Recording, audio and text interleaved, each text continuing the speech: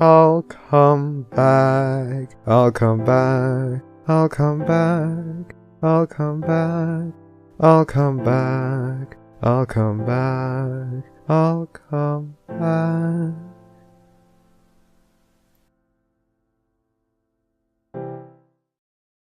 One.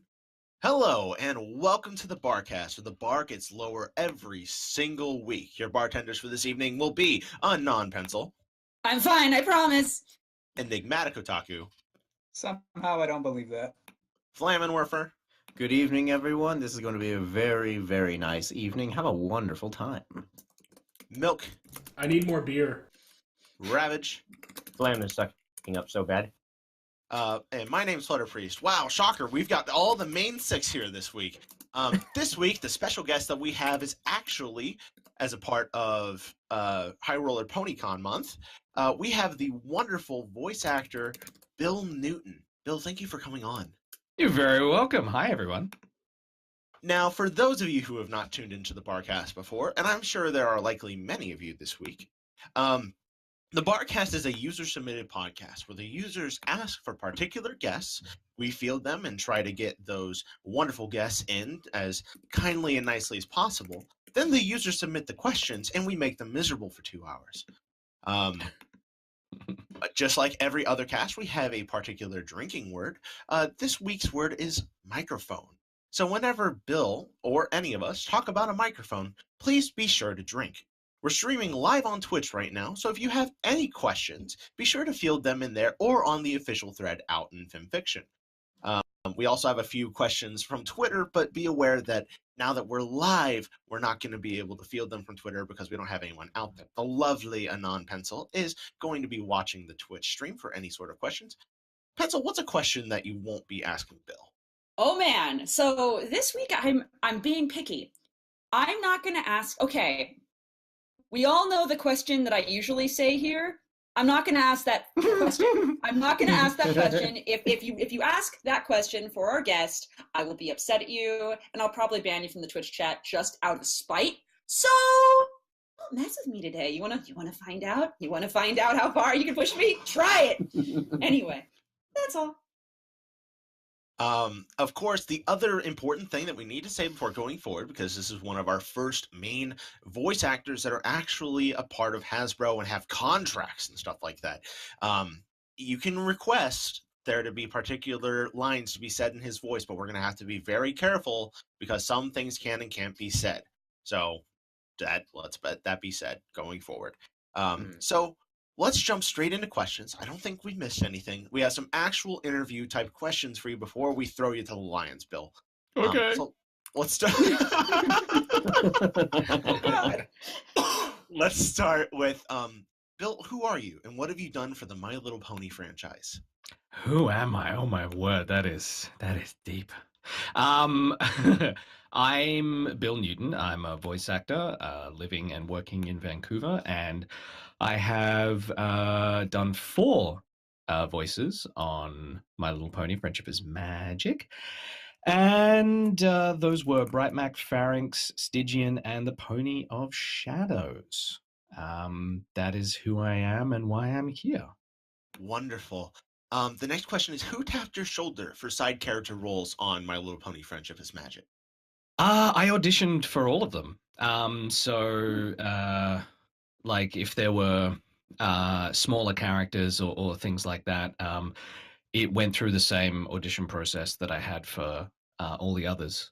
So the first character I did was Bright Mac, and then all the others. Occasionally in voice acting and in other shows I've been on, you'll do a recording session, and sometimes the director or the producer or the company or a combination of all of those, they'll decide that they liked you and they'll sort of earmark you or tap you on the shoulder for another role later. In the case of My Little Pony, it was all audition stuff, so I auditioned for all of those characters. Wow. So what made you aware of the auditions? Was it just like something in the paper, find something on Craigslist, or was there like a recruiter or a agent that you have that finds these roles? So those ones were all through my agent, and I suspect that that My Little Pony runs that way. There's there's plenty of ways that I've been auditioned for gigs or been given jobs or found jobs. All of the examples you just said, actually. But some of the I guess sizes of show like My Little Pony, they tend to, as far as I know, exclusively work through agencies. So all of the My Little Pony stuff came from my agent. Got it. Wonderful. Good information to have. Now, the next question is a little interesting, and it's going to expose that we're definitely a Brony-based podcast. If you had enough exposure for an opinion, what is your favorite part of the Brony fandom? Would it be the online community, fan fiction, conventions, music, art, or do you find the whole thing just interesting and you don't have enough really exposure to form an opinion?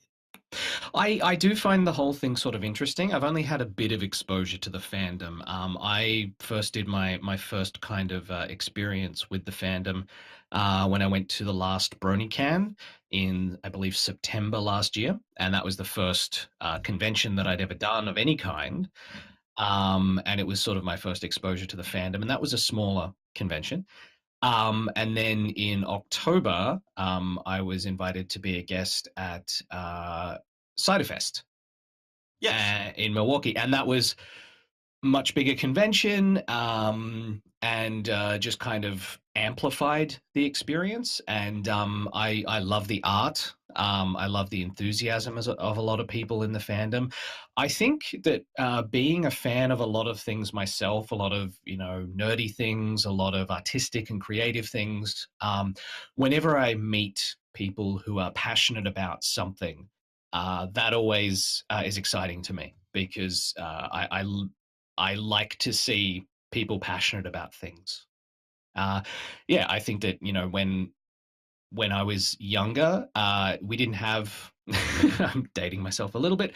When I was younger, we didn't really have the internet. We sort of had the internet, but it was like Internet 1.0. So there were like Usenet groups, MIRC, if anybody remembers what that was. Barely. ICQ, those old chat programs and things like that. So it was a lot harder to connect with people. And then I think that, as the internet has grown into what it's become, the ability for people to connect who are into the same thing and show you that there are tons of other people just as passionate or even more passionate about the thing that you are too, that's been eye-opening. And so when I was younger and growing up, there's an element of feeling a little bit alone or isolated when you're super into something, and seeing whole conventions built around, what is basically a niche fandom. Oh yeah, is super exciting to me to see that there are so many people who've come together because of their mutual love of this thing. That's very well said. I mean, the My Little Pony Brony culture is definitely a very deviant culture. It's not what everyone would expect to see out of those in their 20s. But that's very well said. And I like the way that you put it. It's very well, very words. Anyway, next question. Eloquent. I nailed it. If there's one thing that you could say to your followers or your fans, Twitter followers, people who have just enjoyed your roles that you've done before in the past, who are listening what right would now. it be? Or even your haters, though they're like, "Oh, I didn't like that voice for that role. Like, what were they thinking?" I would say thank you, even to the people who maybe didn't like what I did, because I think, and it sounds a little bit artsy-fartsy, but as an artist and a creative person and a performer, knowing that something that I've done has sparked an emotional reaction in somebody, whether a very positive one, or perhaps they didn't quite like what I did, but I did something that reached out to people, and that's really the entire point of why I do what I do. I want to do work that means something to people, and that I can be proud of. And so I would say thank you for liking it, not liking it, just watching it or listening to it, or getting involved, and especially to the fans that I've met at the conventions that I've been to so far. Yeah, it's been amazing to actually sort of get that feedback, because sometimes online, like Twitter and Facebook and things like that, it's hard to sort of see that as real. And it's actually, I think it's dangerous to treat it as too much of a real thing. And so when I have been able to actually meet people in person, and have them, tell me what they thought about characters that I've done or episodes that I was in and things like that, it feels really real. Like suddenly I'm not caught up in the kind of the online world that it can be so easy to fall into. And all of a sudden, somebody is right there in front of me who really liked what I did, or didn't like what I did. But it's a lot more true when that happens, which isn't to sort of undercut the value of when people have told me online. But I think it's too easy both ways, to both listen to people online who are negative, but also you can't, like, if you put too much value in what people are saying very positively online, it also gives power to what people say negatively. So it's something I have to take with a bit of a grain of salt. Can I just say that it's refreshing to hear someone so level-headed from the MLP Friendship is Magic staff? Not saying that obviously the others aren't, but I think this is a lot of first exposures with direct contact with My Little Pony Friendship is Magic. A lot of people who watch our show aren't able to afford to go to some of these conventions and stuff. And this is kind of their first way of really being able to contact and reach out to staff and get that sort of one-on-one impression. So it's really refreshing to hear someone with such a very level head and discuss this in a very open setting. So I can't say thank you enough for coming up here. You're welcome. Next question that we have is, what are you most excited to see or do at High Roller PonyCon? Obviously, it's out in Las Vegas. There's a lot that comes along with that. What are you excited to see or do? I have heard that there are some interesting museums, and this is the absolute dork in me, which is that Vegas is Vegas, and it has a reputation and a history and an idea of what it is. The things that I'm most interested in doing outside of the convention space are checking out some museums, going and checking out all the old Vegas neon signs, because I love neon, things like that. I don't really gamble, except maybe sometimes with my liver. And so, yeah, that's the stuff that I'm sort of quite keen to check out if and when I have a moment to do so. I'm also super excited about the convention because it's, I'm still new to conventions and meeting people, and just like so far the sorts of activities and really fun stuff that have been part of the conventions. I'm kind of excited by all of it. Will this be your first time in Vegas? Yes, I've never been to Vegas. Oh, really? Wow. I know. When I've said that, people are like, "Oh." See, I've never been to Vegas either, and one of the things I'm very excited about is the cuisine. There's a lot of really wonderful. That's true. A lot of high-class really world-class cuisine, because so much money, so much commerce, so many people are going there, that just like you get these crazy the shows. I mean, if I had more time, if I had a week instead of a weekend, I might try to go see some shows, because there's some amazing shows in Vegas. Oh yeah. Oh yes. I will say though, Bill, there is one of the best whiskey bars in the entire United States in Vegas. I believe it. Yeah. If you were gonna put a whiskey bar somewhere, you'd be like, where is a place that was sort of invented for vice? If you're going to Vegas for the cuisine, if I recall, there's a restaurant in Vegas that sells a burger called the Heart Attack Burger. The Heart Attack Cafe. I did not know that that's where that is. I've heard of that place and that burger. Indeed. Yeah, you have to sign an actual waiver before eating it. I have heard that. Yeah, they're just like, look, if this does in fact kill you, well, you knew what you were getting into. Well, It tastes like butter.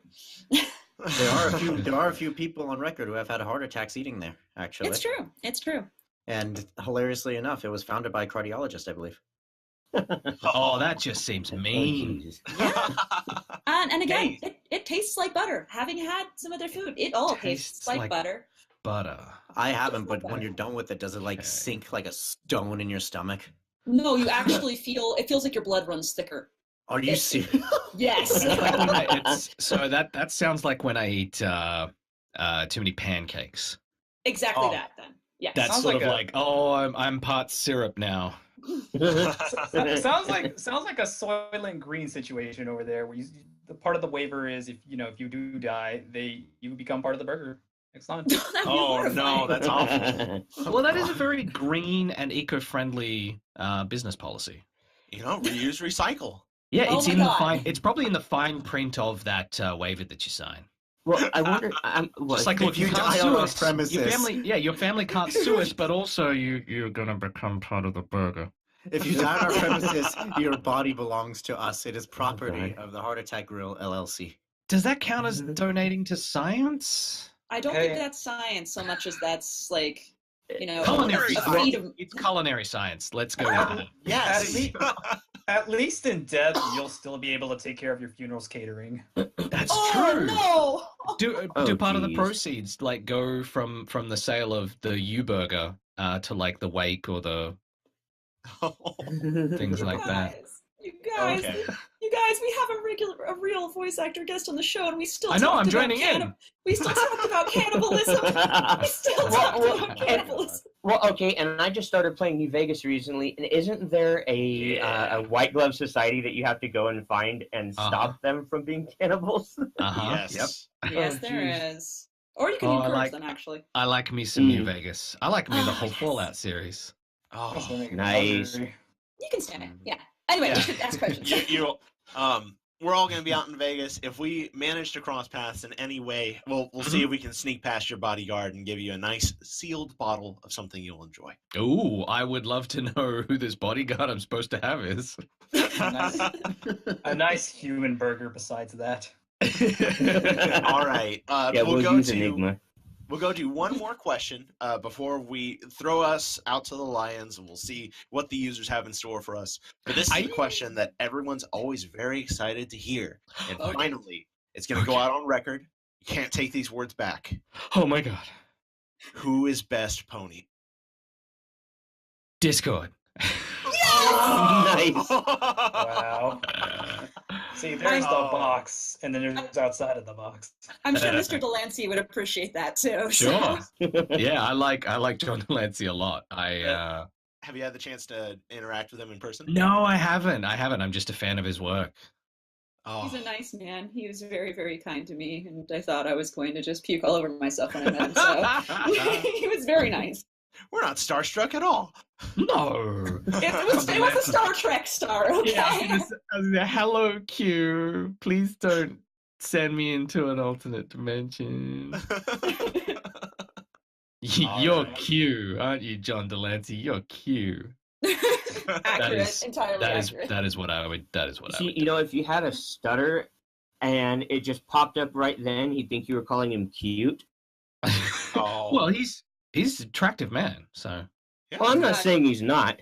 yeah, he'd probably But be can like, you imagine well, how embarrassing it is if you were to say that and That's you true. weren't wanting to say that I and was you're gonna just say, standing if there? it was piling staring? on top of embarrassment on top of embarrassment, I'd be like, oh, I'm just going to disappear into this crack in the floor. Actually, I've done that. I've accidentally, in front of all. You've disappeared into a crack in the floor? Yes, No. he has. No, I met one of my favorite YouTubers at a convention, and in front of a majority of these people here, I accidentally called them something else. Called him the wrong name. Called him the wrong name. It happens. I've been in moments where I've actually chosen discretion as the better part of valor when being around somebody that I'm a little bit starstruck by, because I've checked myself and thought, I am going to embarrass myself and this won't go well, and then I'll hate myself for a while. So I'm just gonna say nothing. Smart. I slightly regret it later, but I think about the that I could have traveled, and the embarrassment that could have ensued. I feel like maybe I made the right call. I called him Dr. Milk. You did call him Dr. Milk. Dr. Milk. All right. Well, let's start going to the user-submitted questions. We're going to take the first one and only one from Twitter, which is from @KyleBush51Fan2, who asked, did you think Perfect Pair, the Bright Mac episode, obviously, would be a favorite episode among fans when you were recording it for Season 7? No, I didn't know it was going to be as popular as it was. I sort of had an impression about what the introduction of these characters meant, because the producers had told me a little bit, but honestly they'd only had the time to tell me in the 15 minutes before we started recording like what the history of these characters was.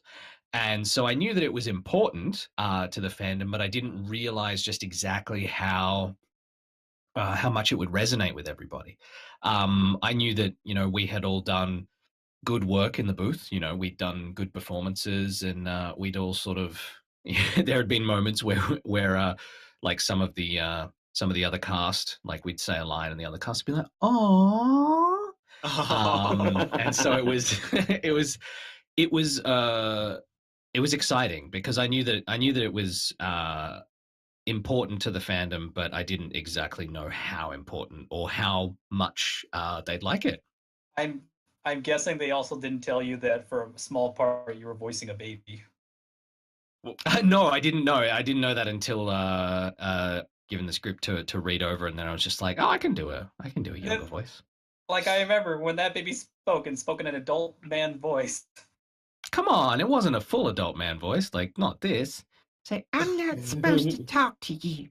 Oh my god. Are we allowed to awe? Are we allowed to awe? You can awe. All right. Let's go to the next question then. We're going out to a regular of ours, Alex _, who starts by asking his signature question. What's your funniest anecdote? A story you would tell to at a bar to a group of friends to get a good laugh. Funniest anecdote. We all know that sigh. I don't think I have funny anecdotes. I think I just try to. Okay. I think I just try to. We have this phrase in Australia. It's called bullshitting.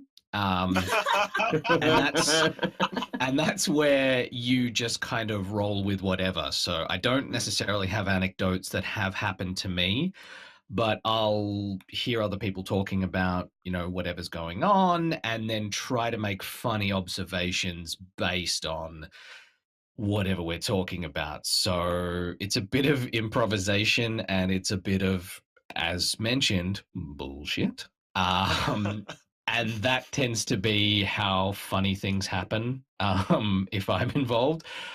Yeah, funny things don't tend to happen to me or because of me. Oh. I'm sure maybe somebody could go like, oh my goodness, that would be so hilarious, like that thing that Bill did, and I might not remember. So can we like get your mom's phone number and then ask her? Absolutely not. I'm sure she has stories. I do recall there have been a couple of times where at various family gatherings she'll bring up a story about when I was 8. So I have no defense because I can't say no, that isn't how it happened.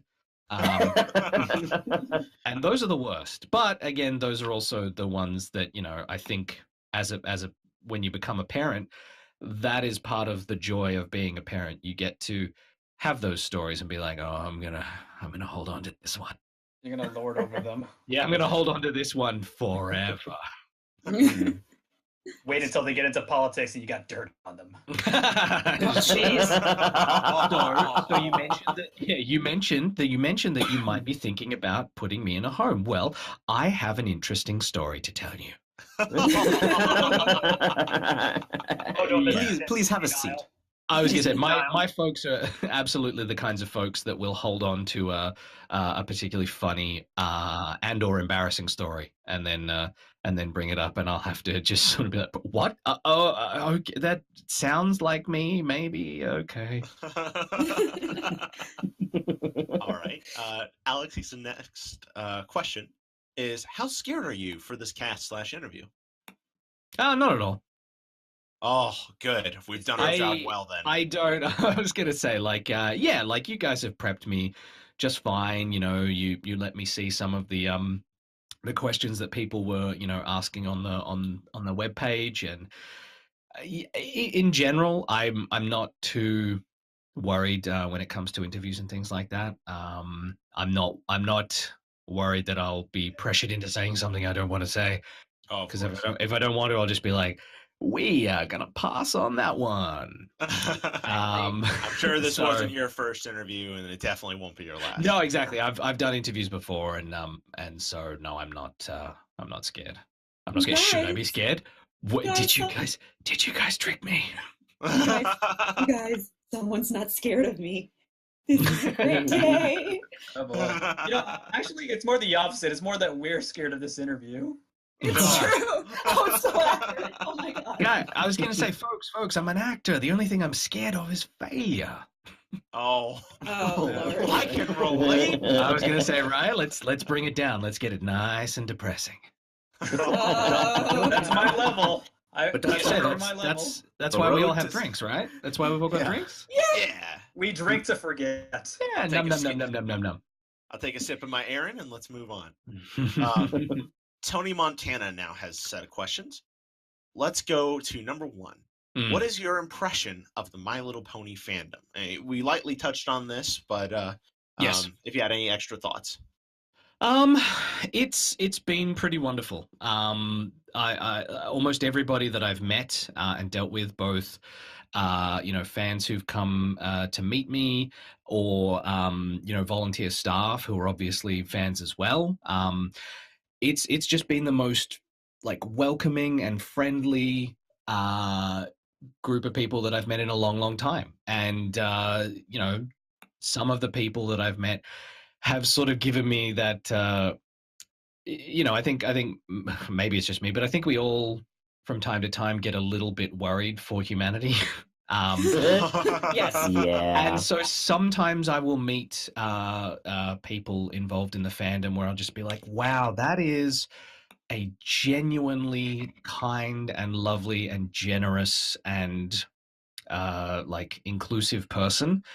And that's amazing, because it gets a little too easy sometimes to get wrapped up in negativity. It sort of goes back to what I was talking to about the online stuff, where the online world is a tricky place because people aren't necessarily their full real selves, and that can be both good and bad. And so you have to be careful about that. But when you meet somebody and you see what they do, you see the actions that person undertakes, that gives you a much better impression. And so when I have met fans and seen what they have done, the two auctions, the charity auctions at both the conventions I went to, I was just blown away by the generosity and kindness of the people involved, not just for the good causes that they were for, but then between each other.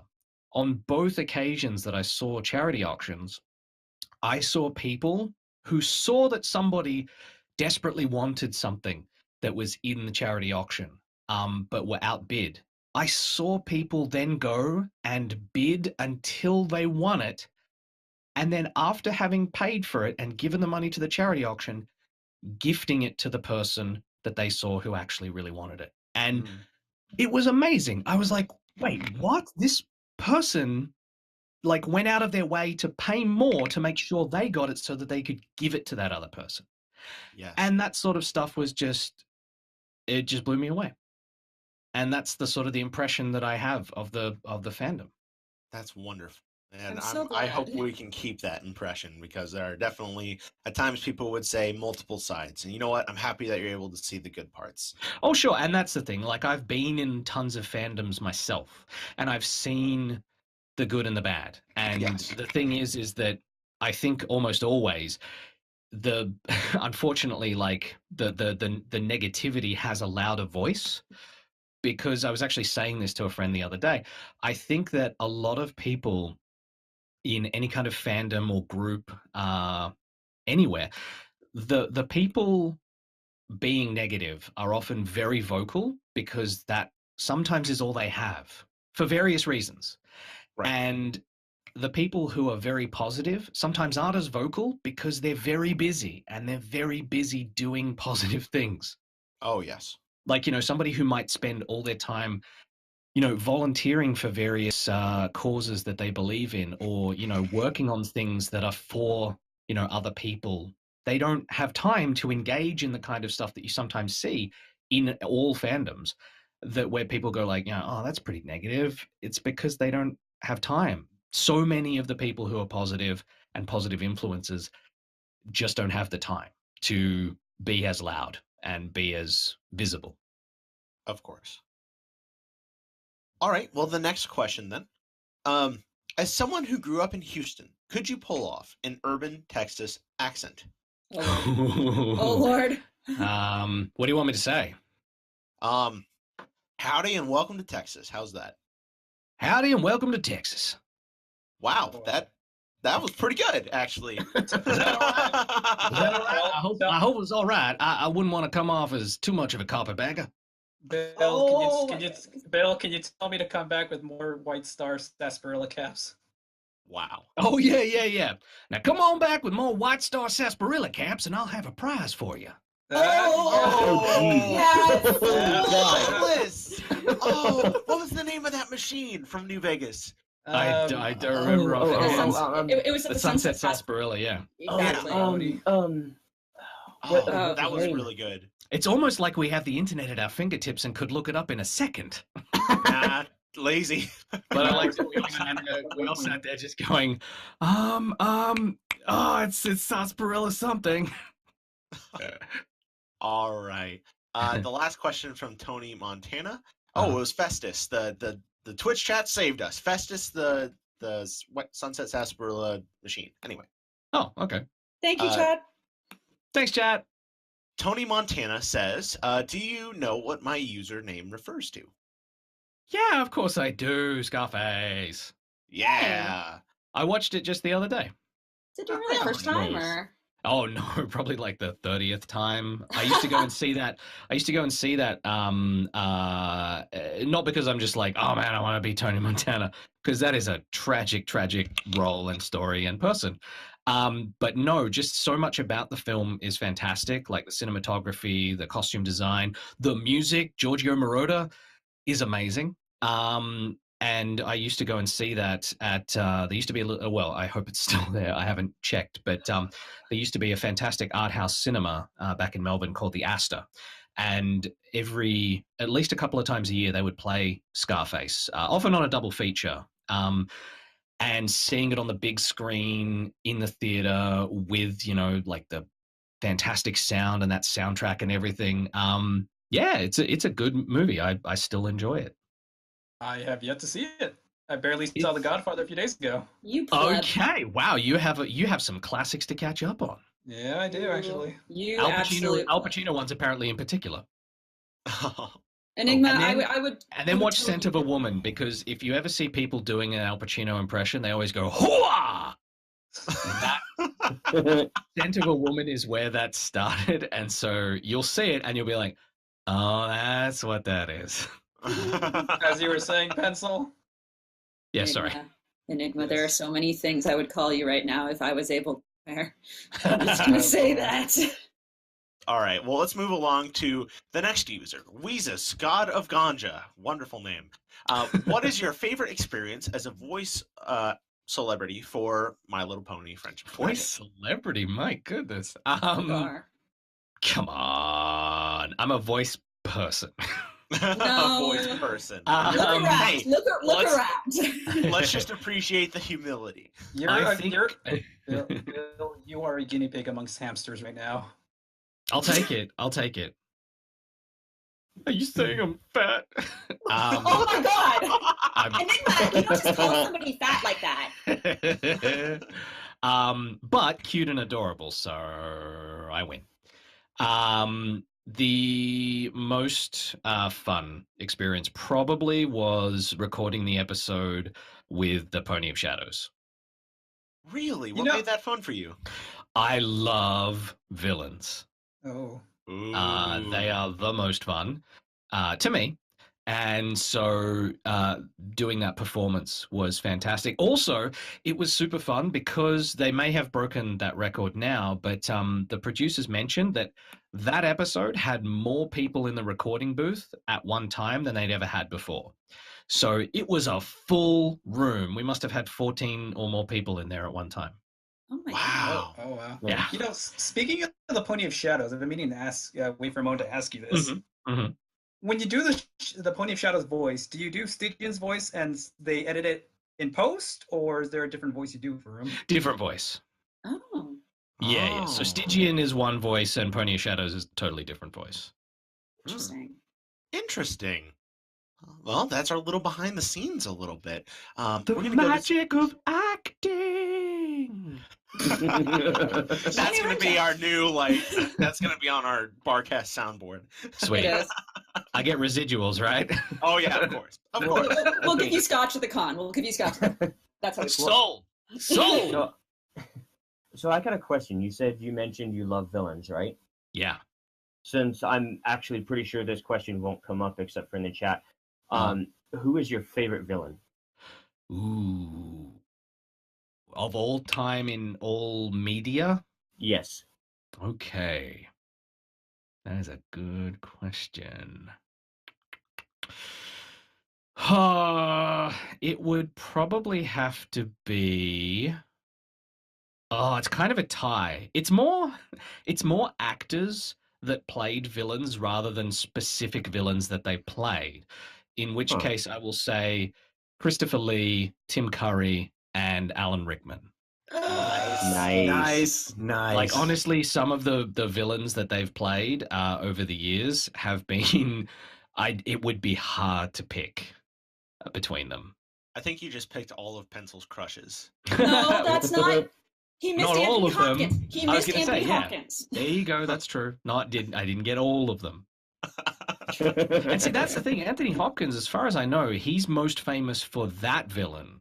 I don't know if he's played others. Oh, he has. He has. Oh, He's he played has. so many villains. But none as iconic, right? No, of course. Hannibal Lecter is easily one of the most iconic villains of all time. So Right. So the thing with Alan Rickman in particular is, for the newer generation, it's Severus Snape, and for me and other older generation folks, it's Hans Gruber. Of course. From Die Hard. Yes. Yes. We are all diehard people here. Though I will say I very much enjoy him as the voice of the Metatron in Dogma. So. Yeah, true. Yeah, I think I just I loved Alan Rickman as a performer. Like, seeing him in so many different roles, he was fantastic. And Tim Curry and Christopher Lee. And so that's the thing, I think, is that the people that play the villains are themselves often very interesting, but it seems like people like villain roles, they really get to just dive deep, just both hands completely into the role, just as much as far as you want to take it, you can take it there. Whereas, leading roles, protagonists, things like that, there's a sort of a limit on what you can do before it throws the kind of the intention out the window. And villains, I think you've got a lot more room to move. You can still get the same intention across without having to go down a particular path. Depending on the genre you're in or the project that you're on, you can have the villains that, like I very deliberately, for Pony of Shadows, chose a sort of a, like that mad scientist, the lightning cracking and the just kind of, 1950s Universal horror type villain. But that's because I was getting that feeling from the character. It wasn't quite a Tim Curry type villain, which are often a little more sly and sinister and slick. Yeah. So that's why I love villains, because you can just, there are so many different types of villain archetypes, whereas like hero archetypes, while interesting, seem a little more limited to me anyway. Fair enough. Well, now we're going to go to Dustchew, who leads off his questions by saying, "I love your work, dude. Legit. Keep being awesome. Now for some questions. Number one. I'll do my best. Yeah. What did you think of the characters Pear Butter and Bright Mac from the Perfect Pair episode?" They were so sweet. You could just tell, like I could tell from the audition actually, which was only a few lines, that Bright Mac had a sort of a sweet, soft soul to him. And then when we were doing the episode, it was just like these two lovely people who have known each other forever and just seemed like they were always meant to be together, that kind of idea. And they were just so sweet and lovely. It was really nice to be able to be involved in that story. Hey, that baby over there sounds like an adult too. Maybe they're meant for me. That's right. Wow, Enigma. Okay. That baby has a strangely mature voice. Like mine. Number two, do you have any advice you would give to people who are looking on getting into voice acting? I've been tempted a few times to try my hand at it. I was wondering if you could drop some sick advice. Some sick advice. Take lessons in whatever performative art form you can, whether it be dancing. I know that sounds weird, but just go with me. So whether it be dancing, whether it be acting, theater, film, television, whatever it is, whether it be stand-up comedy, whether it be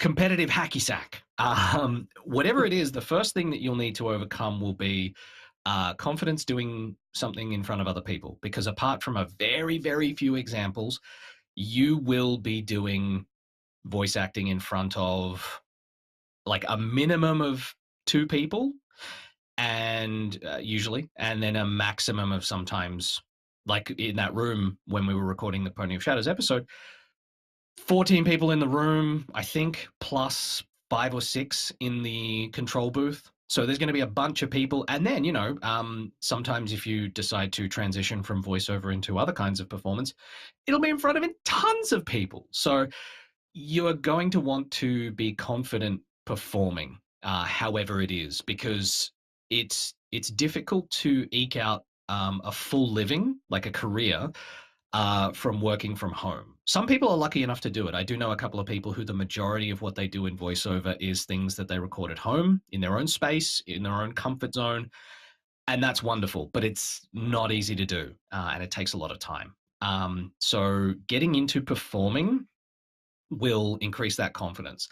The other part that goes with the increase in confidence is you get to practice your skill. And that is more important, I would say, because it's all acting. Voice acting is acting. It's acting like TV acting is acting. It's acting like theater acting is acting. It's acting like film acting is acting.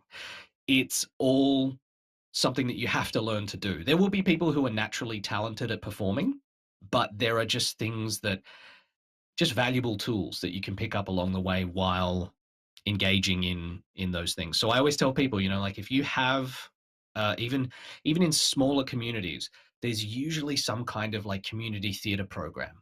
Or I know especially in the US, it's because of the way geographically places are laid out, there's often a town not too far from your town, even if you're in a small town. And that town might have a community theater group. So, it might be a hassle, but it's just something that you can do. In bigger cities, there will be no end of theater groups that you can get involved in. And all of that will be valuable. But you have to go into it wanting to still do that. I've been in plenty of theater groups and performing groups where it's clear that people join because they want it to be a stepping stone to fame and fortune and whatever it is. And that's not the right way to go about it. It's sort of like somebody who might have very little experience or interest in learning to be a musician and then wants to go on American Idol or what have you, be like, well, that'll be my ticket. I just have to hit it big there, and then boom, I'm off to the races.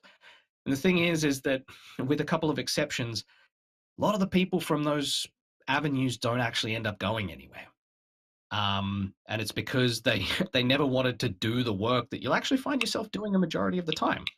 I've found that while I love animation and doing animated series, currently it's not the bulk of what my career is in terms of, like what I make my living doing.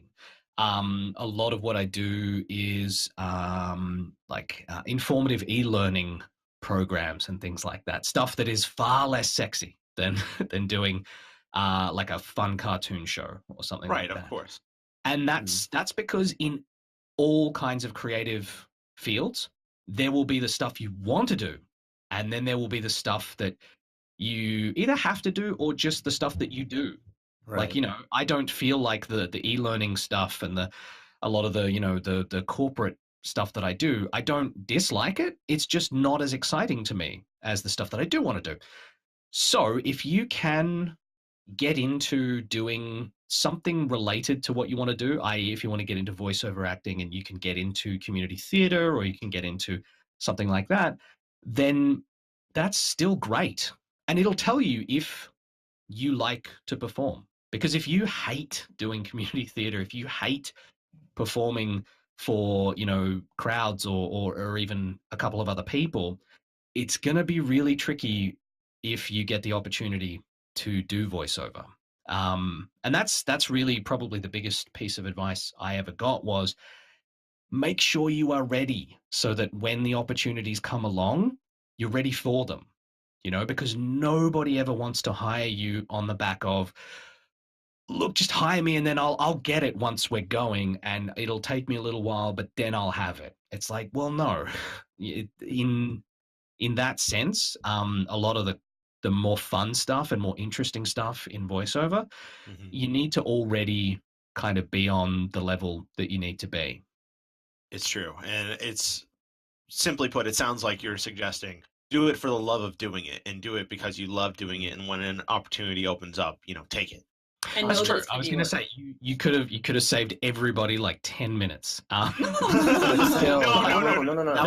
was still incredibly specific advice with probably advice with some anecdotal experience. What I was taking from that is if you want to improve your voice acting, you should take a performance piece like miming.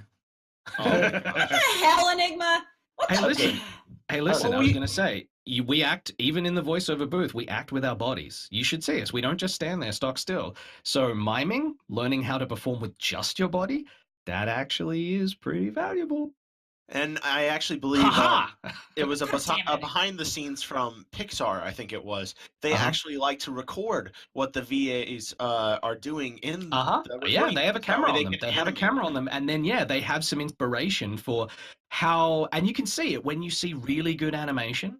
You can see the way, that somebody moves when they say a line as the animated character. I've now been able to tell. I'm just like, oh, for sure they were looking at tape of the person doing that, because that is so tied up in the physicality of what they said that has to be animated from what the person did in the booth. Yeah, like one example is the guy who does the voice of the Elusive Man from Mass Effect. He doesn't actually smoke, but since the Elusive Man does, whenever he does these lines, he puts a pen cap between his mouth. Interesting. So it's actually pretty cool, huh? Well, that's Martin Sheen, and he can act. And so so he's used to doing the sorts of stuff like where he would be, he's predominantly a film and television actor. He's done some voiceover, but and you can tell when somebody can make that transition because. Boy, oh boy! I don't know who here are fans of Is Solid. Oh, we have a lot of fans out in the chat that are. I was going to say, and how did everybody feel about Hollywood actor Kiefer Sutherland coming in and doing David Hayter's job there? Because I haven't met a single person who was like, you know what, it did need that Hollywood sparkle. Because it's another of those cases, and it happens in animated films and animated TV, where they just go like, we got to get that big name. And that performer is not used to continuing to perform like in an audio-only environment. And that's the thing, is sort of what I was saying before about how mime training actually would be useful for voiceover, is that just because they can't see you, it comes out in your voice. If you've ever heard, it's very, very common now, but when people say like, smile while you read that line, because you can hear somebody smiling as they're talking, even though you can't see them. Right. It creates a naturalness to it. Does, and it comes out in the warmth of the voice, and it comes out in how their mouth is positioned when they're smiling, as opposed to anything else. And so that's true of all physicality.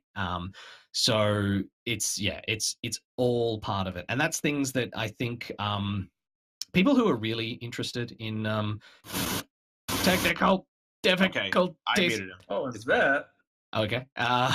So. I'm scared. What happened? I'm not sure what happened. That's okay. No, that's fine. okay. We're all okay. Yeah, no, we'll deal with it. No worries. Yeah. So, just what I was saying is, yeah, essentially, the voiceover performing is not just, hey, I'm going to sit or stand in front of a microphone and perform. I actually sometimes, when I do auditions, if I'm just sitting at my desk, if I'm in a hurry, if I don't have time to set up the booth, I can sometimes, when I listen back to it, I can tell when I was just sitting down as opposed to when I'm standing. Sometimes that's all it is. It's just a different energy level and a different headspace. Sweet. I really love hearing all the different sort of specifics of the voice actor craft and learning about the trade, because we have a lot of obviously fan voice actresses in the fandom. So I'm sure that will all resonate well off all of them. I hope so. The final question from Dust Chew is, can you reply to the next question in the voice of Big Mac? And the next question after that Big Mac or Bright Mac? Bright Mac. My apologies. I was going to say, I mean, Peter New will kick my ass. I would believe that. Yeah, I'd just be shows like, up at your front door. Yeah, he'd be like, "Hey, I heard you've been Big Macing it." He'd show up at your door and with Big Mac be like, surprise, and then lay the beat down. He would. I don't want to see that, Peter. I like Happy Peter. You open the door. Yup. He's got a bat in his hands. I'd be like, "Hey, man, we're still cool, right?" Nope.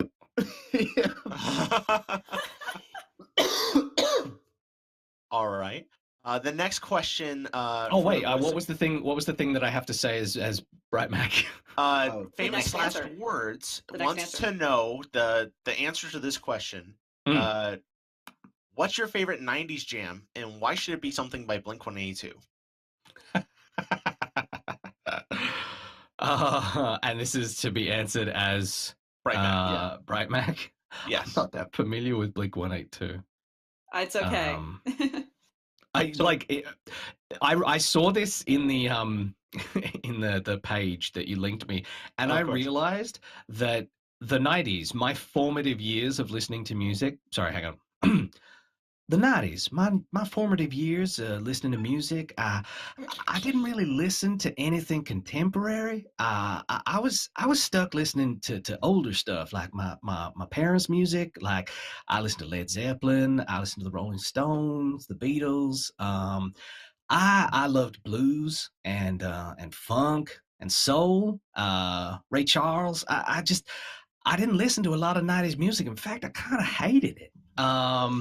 So I didn't really have any 90s music special memories. I have since heard some 90s stuff, and I like it a bit better, but mostly as a joke.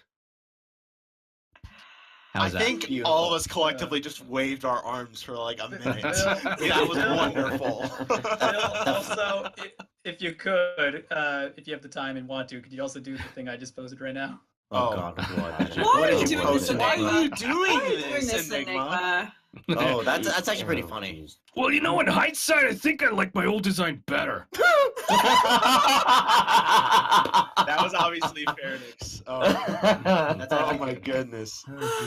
Oh, okay. So before my mic just decided to explode for some reason. Welcome back, Rob. Yeah, thank you. Sorry about that, everyone. I am really, really sorry. I don't Don't know worry why. about it. It's okay. It's okay. So I can edit it in post. I know. But okay, so one thing I wanted to say, and it had to add to what Bill was saying about putting yourself out there, getting used to stuff. I would highly recommend going to a college, community college or otherwise, and not necessarily not getting a degree. No. Take a speech class, not interpersonal communication. Take a speech class, because I guarantee you the professor is going to force you out of your comfort zone. And that is, find a random person on the street, start talking to them. You know, it was one of the things I had to do for college, and I loved it, and I am so happy for it. It brought me out of my shell so much more than I ever could. I think that as well as, you know, getting involved in theater if you can, is it's going to show you a very important thing, which is that the terror, the abject terror that you will feel, almost everybody feels it. I don't know anyone who did, but the abject terror that you will feel when having to perform or leave your comfort zone, like talking to a stranger, the abject terror that you're going to feel, and then the sort of the elation and the rush that you will feel afterwards or while it's happening, that will tell you whether you never want to do that again or if you absolutely have to do it again. And for me, it was a case of, people often say, like, you know, why do you do voiceover? Why do you do acting? And I was like, well, I can't not do that. It's just this thing, like, I can't not do it. I feel compelled to do it. I do it around the house. I speak in accents and voices and things to no one. It just, you know, it has to come out of me somehow. I have to do these things. And so the fact that I've been able to make a career out of it is amazing. But yeah, what Rav was saying was that once you're pushed out of that comfort zone, you'll know whether you want to keep being challenged that way or not. It's not for everybody, but that will be a real kind of crucible moment of just like, is this what you want to keep doing, or is it not your jam? Oh, totally. Now the next set of questions come from some site staff that we have on FimPic, the community website where we poll for the questions. We're going to Majin Siko, who starts by asking, what do you think the optimal amount of ears to have if you could choose how many ears you have on your face? 4. 4 ears. Why 4? Yeah, because then I feel like I would not only get stereo, but like I could echolocate things because I had 2 extra ears. Like, you know, when you hear something, you can be like, they're sort of in front of me and that's coming from over there and kind of behind me. But if I had 4, I'd be like, oh, that's coming from under the chair. That's coming from the third cabinet on the left. You got to get your 7.1 surround sound. It's true, but I mean, what I was going to say, well, 7 ears I feel like would look like a Darth Maul crown of ears. You also have to think about the maintenance, like how many, like how much are you going to spend on cotton swabs? That's true. I mean, you're not supposed to put them in there, but it feels so good to put cotton swabs in your ears, guys. Oh yeah, it's amazing. True. Like every box says, "Do not put this in your ear." I'm just like, well, what are you for then? Like, I've never seen one of those cotton swabs used for anything but your ears.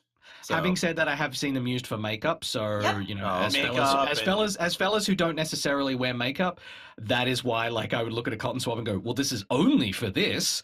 And the women in my life have said, no, it's for so many other things. You heathen. It's true. I can vouch for this. Flam, you've seen me put on cosplay before. Cotton swabs are valuable. They are. Oh yeah, exactly. Yeah, Just noticed something also. Have you guys ever seen a commercial for cotton swabs? Yes. No, because I never have. I was going to say they sell themselves. They do, but I saw one and it was like really uncomfortable because the guy advertising was old and he's like, I can use it to clean my fingernails, and I was like, this is not at all gross. Used. Bill. I feel like that has to be a like a regional commercial. Like that's not a national spot. It was in the No. South. That's a regional commercial where they're just like, I could clean my fingernails. It's just like, yeah, or you could use I don't know, a toothpick or a nail file thingy or anything. Bill, using Yes. your best advertisement voice, try to sell us cotton swabs right now. All new Q-tips, cotton swabs. You're not supposed to put them in your ears, but you're going to anyway. I love it. That Oh, was geez. actually That really was incredible. amazing. Oh. Okay, first of all, Enigma, stop telling him to say things, damn it! I will hurt you! I will hurt you! Anyway. There are a couple of times where I will submit to being the jukebox dancing monkey. And yeah, like interviews about voice acting is occasionally where I'll do it. I usually won't do it. Like if I'm hanging out with people and, somebody mentions that I'm a voice actor and then someone who I don't really know is just like, do some stuff. I'll be like, not good. Yeah. You're too good for us, Bill. I was going to Too say, good for us. you don't, there's no string on my back that you pull and make things happen. But if in the setting of this, where we're talking about VO and I'm the guest, I feel like I gotta sing for my supper a little bit. You're- You Yeah, gotta earn but- your bread. But you are- I'd still heard Enigma anyway, so this just gives me a better reason to. That's fine. Oh, no, I didn't say don't do it. Yay! I have permission! the Oh, God. the next question is, who Freeze? is the best Spice Girl? Ginger Spice. What? Wonderful. Yeah. Why Ginger? She was, I don't know, she was like elegant and classy. That was Posh Spice, wasn't it? Oh, no. Well, Ginger, though. That hair, And though. fun, but also fun. Actually, Ginger Okay. reminded me of like Femme Fatales and Jessica Rabbit and things like that. And so I liked the style of Ginger Spice. And also, like red hair is super awesome and unique and different. Ooh, Oh, think we found God. something. Wait a second. Am I doing that this week? Sort of, kind of. Pencil, now that we've hit halfway through the podcast, can you talk about what we do? Talk about what we do to help horses in need. Okay, let me have a drink of wine and I'll do this. I mean, you don't have to sing it this week, but you have the option. Yes, I do. Yes, I do. All right, what am I going to do this week? Okay, let's do this. If you like what we do on the Barcast, I recommend you give us money. We take your money, we give it to horses at the Red Wings Horse Sanctuary. So please keep in mind that we don't use your money for booze. Instead, we use it for good things like making horses healthy. So now you know where your money goes. It goes to horses, not booze and hoes. Anyway. We swear, Bill, she's not normally horrible. that was actually That's me. pretty That's me clapping. great. Oh my god. See, I'm clapping. Thank you for that. There's a You're link welcome. in the chat. There's a link in the chat to our Patreon so you can donate to. You're still Red Wings Horse rhyming. Thank you for that. There's a link in the chat. It's Yeah. amazing, Bill. You're clapping with different accents. God damn it! All right, so this is my southern clap.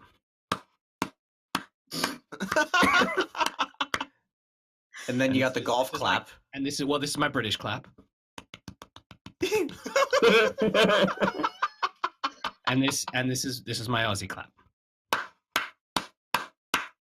Yeah, Mike, that's awesome. Okay. Now that has happened, and you guys have the link to Patreon, please feel free to donate to us. Now I'm done. Now, so there you go. The next question is Go help reading- horses, everybody. Thank you. Aw.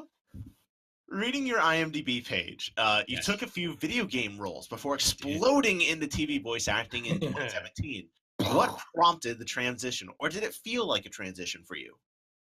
It didn't feel like so much of a transition, and I always find this. This isn't on this isn't a slam on anybody who asks this sort of question, but it's often, I think, amusing to actors in general who aren't massive stars. And I'm talking like massive stars. We're talking like household names and big Hollywood productions and things like that. They can pick whatever the hell they want. Like they want to be in animated movies and shows and things because they're like, hey, my kids love this show. I'd love to be in that show. And the producers are like, okay, famous person, you will be great PR. For working actors, such as myself and, you know, most of the cast of the shows that you know and love, we take what we can get.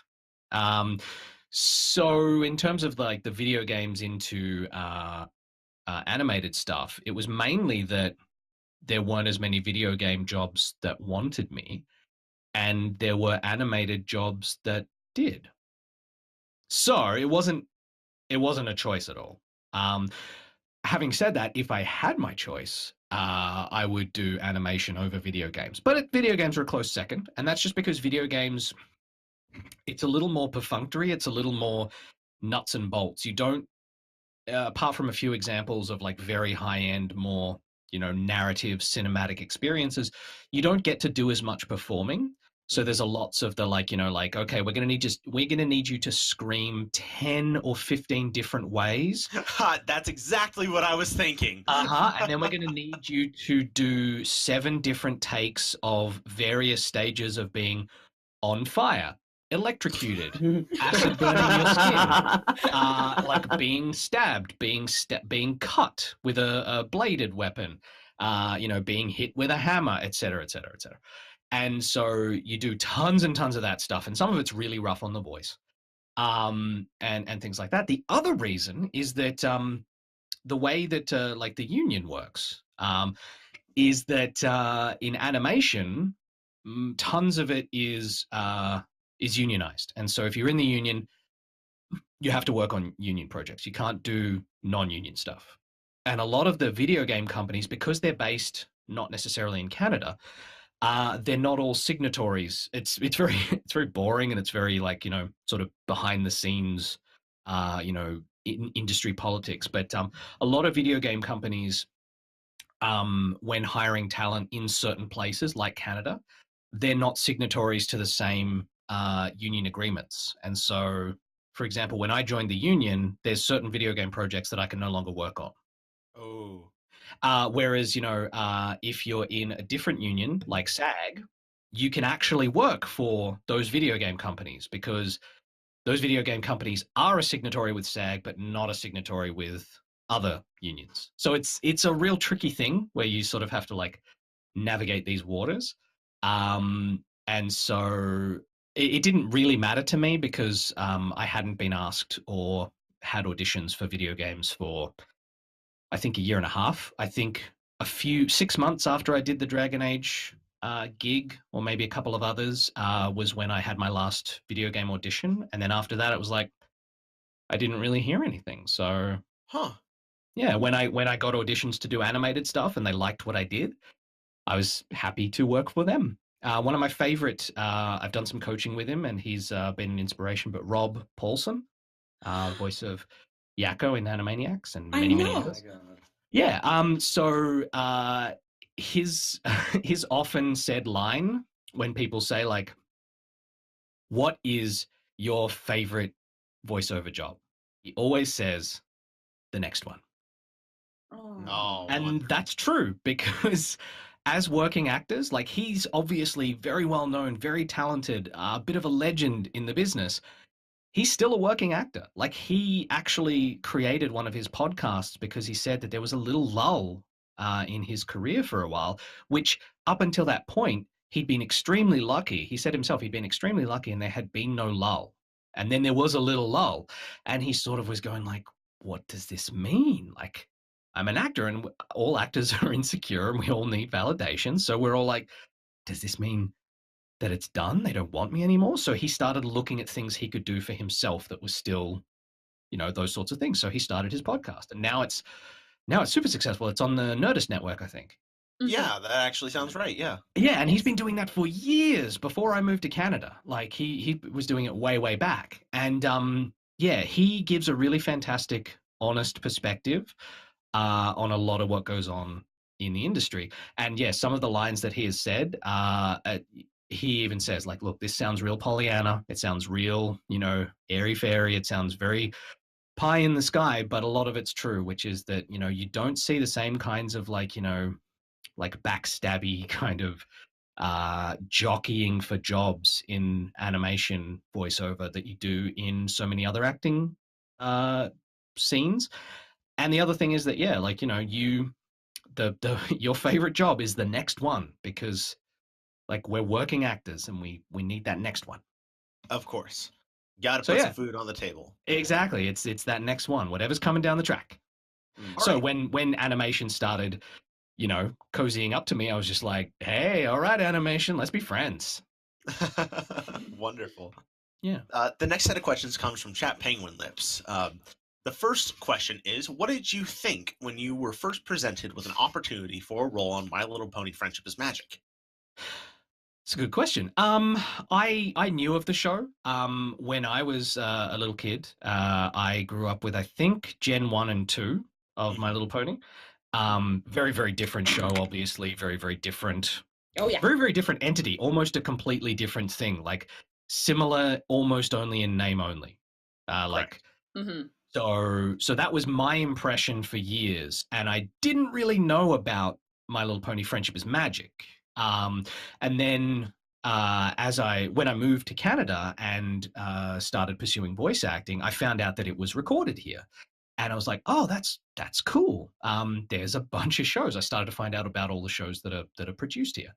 And I was like, wow, that is really cool. And then probably, I want to say 3 years after I'd moved here, I probably got my first audition script for My Little Pony. Mm-hmm. And I was like, oh, okay, that is super cool. I would love to be involved in this. I hope it goes well. And, you know, they didn't call me back, but that isn't because it wasn't good. It probably wasn't good. But I would get occasional scripts, occasional audition scripts, and I would give them all a shot. And then I think as I would start to get callbacks and things like that. And then I think as the directors and producers started to see me at more callbacks, they started to realize, oh, okay, he doesn't totally suck. We could probably work with this. And, you know, kidding aside, that kind of is part of it. It's like, you know, they will start to see that, you know, if you keep showing up and they start to recognize your name because you've shown up on the shortlists a lot, they'll just be like, all right, okay, that is interesting to see that person. I think maybe they have what it takes. And so I was super excited almost every script that I got. I was just like, oh my goodness, I want to work on animation. This would be so fun. And then when it would be specifically be My Little Pony, I'd be like, that's a big one. I would love to work on that one, because that's just, you know, you want to be able to be given the opportunity to do the best work you can. And that's the thing. Outside of making your own work that you are yourself super proud of, it is something then to be invited to work on something about which you feel proud. You know, like you see a project, you like a project, it's sort of its values, its direction, and then you go like, I would love to work on that because of that. And then when you're allowed to, it's like, wow, okay, that is, I'm super excited. So when I got my first couple of callbacks, and then when I was booked, I was pretty stoked. Wonderful. And of course, now that company's earmarked you and you've developed a reputation for yourself. I hope so. We know you. The fans know you. So there you go. There we go. All right. The next question is there anything else in the entertainment industry you would like to try or have tried? Writing, singing? Kind of all of it. I haven't tried writing. I have a very probably distorted idea that I might be good at writing. I suspect I'm of a split mind about it. Two separate minds, one which thinks I could probably write pretty well, and then the other one which is probably the true one, which is like, no, you've never really done this, and you'd probably, you know, crap out something a little hackneyed and regular. And look, I could work to be better at it, but I don't hold any true illusions that I would be just good right out of the gate. So I'd need to work at it. Singing, I've had a little experience with, not really anything professionally, but I love to do it. Karaoke. Oh, that's what we're doing in Vegas, by the way. I just realized.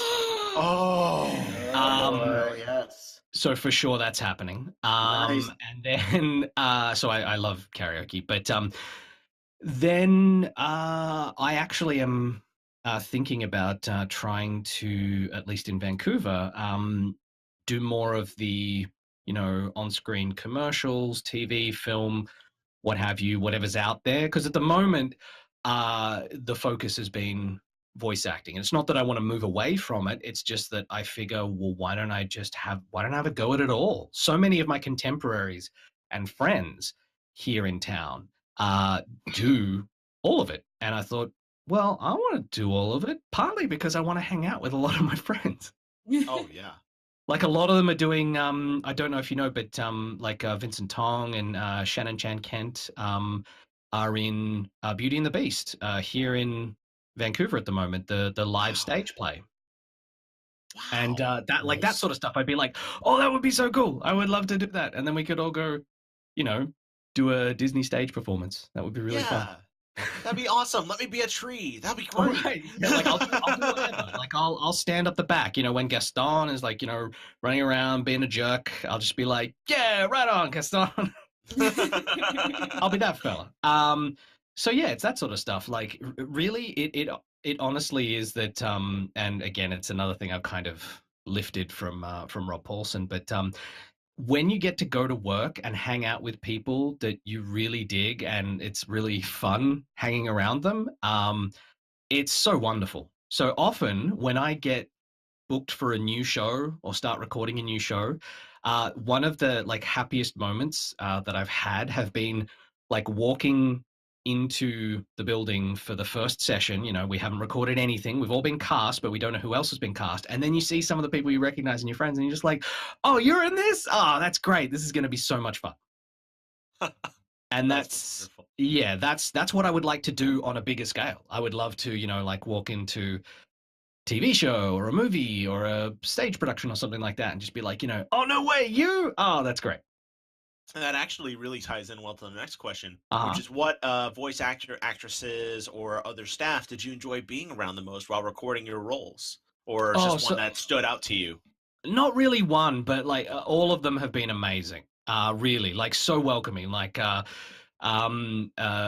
Oliver has a reputation about being sort of like the mum of the the voiceover booth, because if anybody is feeling under the weather, Nicole's got like peppermint essential oils and things like that. She's got all sorts of stuff. It's just like, you're feeling under the weather, here, drink this, have that, just looking after everybody.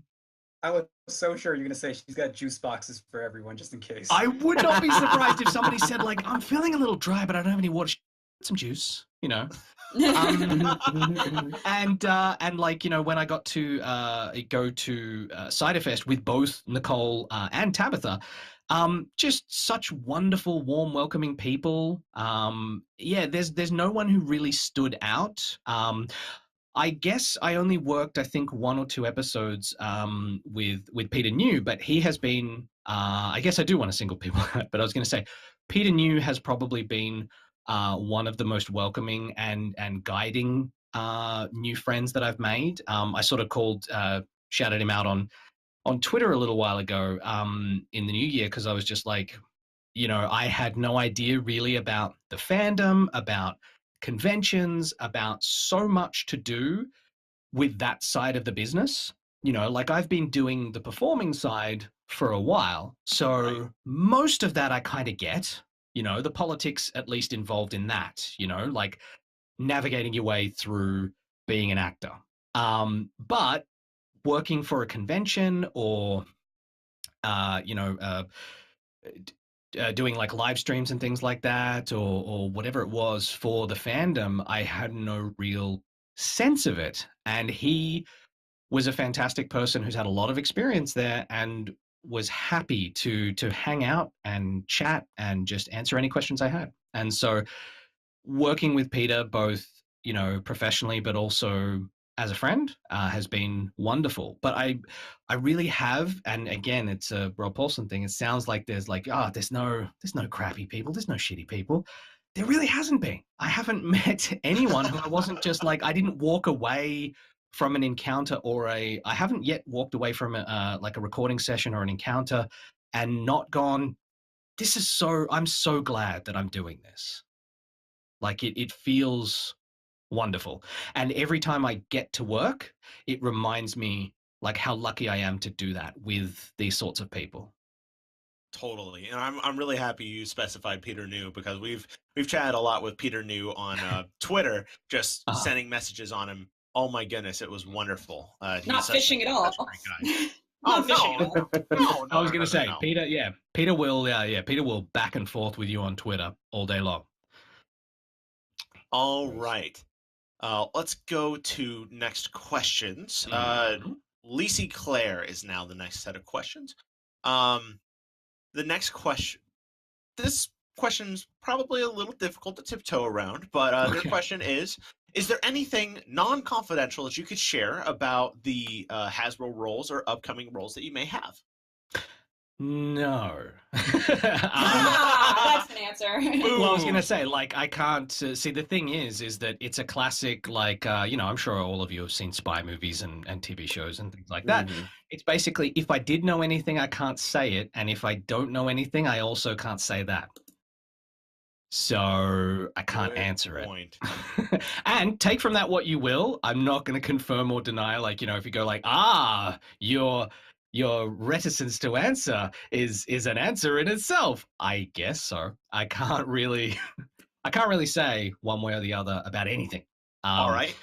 Unfortunately, when it comes to that sort of stuff, like I don't usually know much about it unless I'm involved in it. And if I'm involved in it, I can't talk about it. So totally fair. It's one of those. Like, honestly, I don't get any information outside of when the company talks directly to me, as in, and by the company, I mean, like the production company that actually makes the show, not Hasbro themselves. I don't think I've ever actually directly talked to anybody from Hasbro. I might be wrong, but I think it's all, through channels. And so I don't know anything that's going on. And when I do, it's very hush-hush.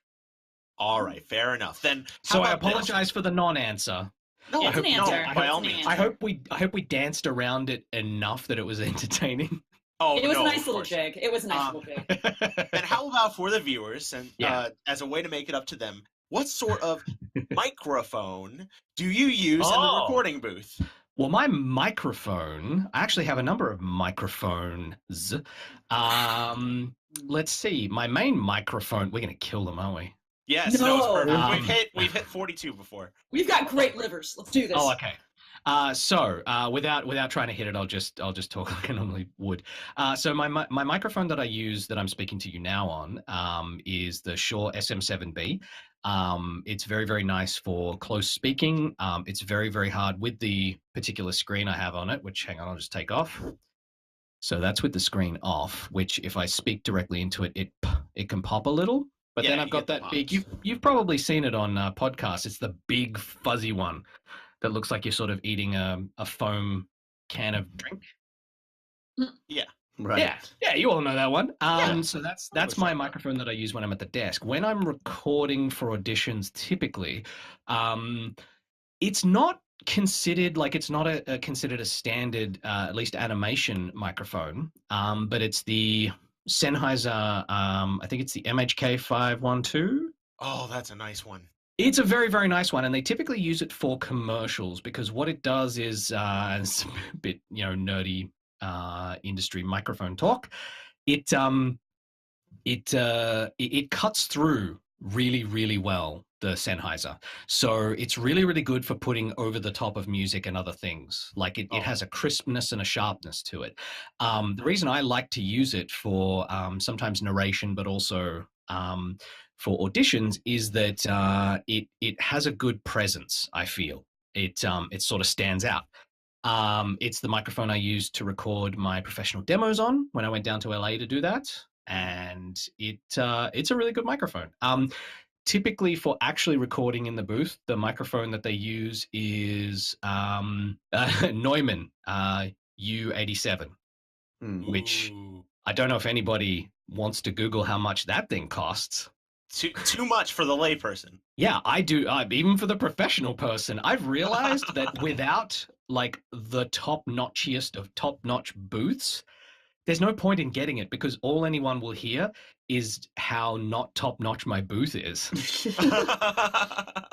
And that's kind of how it goes, is that, like, you know, there will be diminishing returns on the quality of the microphone that you can get because past a certain point, all it will do is highlight, you know, that you don't have the greatest setup for the room or the booth or whatever it is. The reason the Neumann is so fantastic is because it is very, very good at being transparent. It will give you the voice that you gave. Like the Shure SM7B has a little roundness to it that I like. And the Sennheiser also, depending on how you work the mic, will have a bit of a kind of an extra presence to it. But the Neumann will kind of just give you what you gave. And for animation especially, that's super important. Of course. My musician side right now is so happy just listening to you talk about microphones.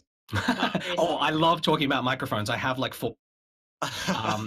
And it's actually very common amongst VO people that if you let yourself, it becomes like musicians with guitars and things like that. It's just like, oh, I have 20 because they all do a different thing. Yep, I feel you. I have 5 different drum sets. So there you go. Yeah, you're just like, well, depending on what I'm playing and what style, you know, I got to have the different kit. It's true. Yeah. So let's go to RB-47. Hold on. Hold on. What? Anyway, really quick. Priest and everyone, just letting the chat know, because we're running low on time, we're going to try to do 1 question per person from now on in your list. My apologies. I'm not going to be fielding any more questions from the chat. We're just going to do our best to get to as many people as we possibly can in the time allowed. So thank you for your patience. And if you're not patient, you know exactly how I feel about it. There was a question way back that I think that Milk posted for a random question for me. From the chat.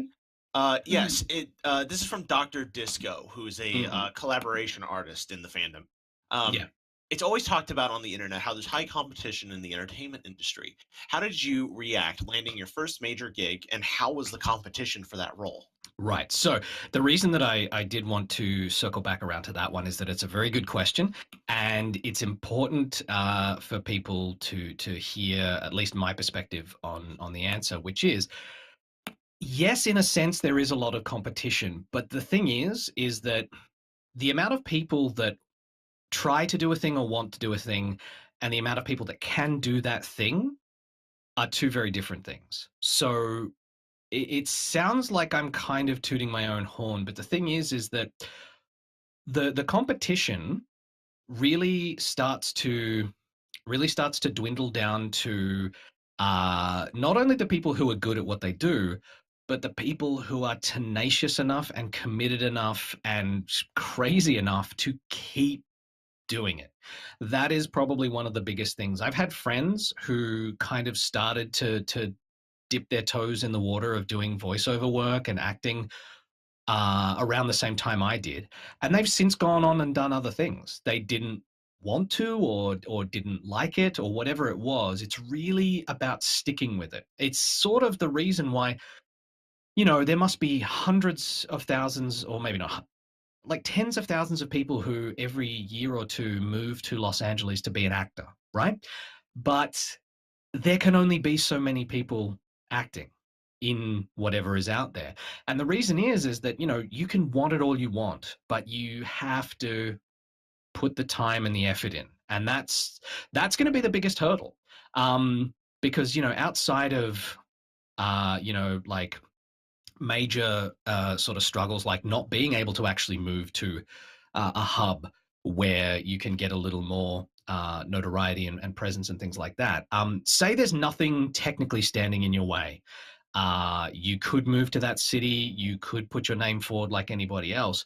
It's going to be how many times you can get punched in the face with rejection and still bounce back and still want to do it. I think the reason that I've been given the opportunities I have is because I kept going. Like, just to really boil it down very, very simply, and it doesn't give the story that I could tell, which is that I moved from Australia to Canada to do voiceover work because there isn't much of an industry in Australia. And I did that 5 years ago. And I only just in 2017 was able to be a full-time voice actor, as in I didn't need to have a full-time day job as well as try to fit auditions and performances and gigs between that. And so that took 4 years and change. Right. And so, and I don't think, and I already had like a bit of experience when I moved here, but nobody knew me, and I needed to get demos. I needed to, basically start from scratch again. Right. And that's how long it can take. And for some people, that's too long. And that's part of it, is that there is technically a lot of competition, but competition is only the people who, I guess, are competing on your level. Like there's not a lot of competition for Olympians.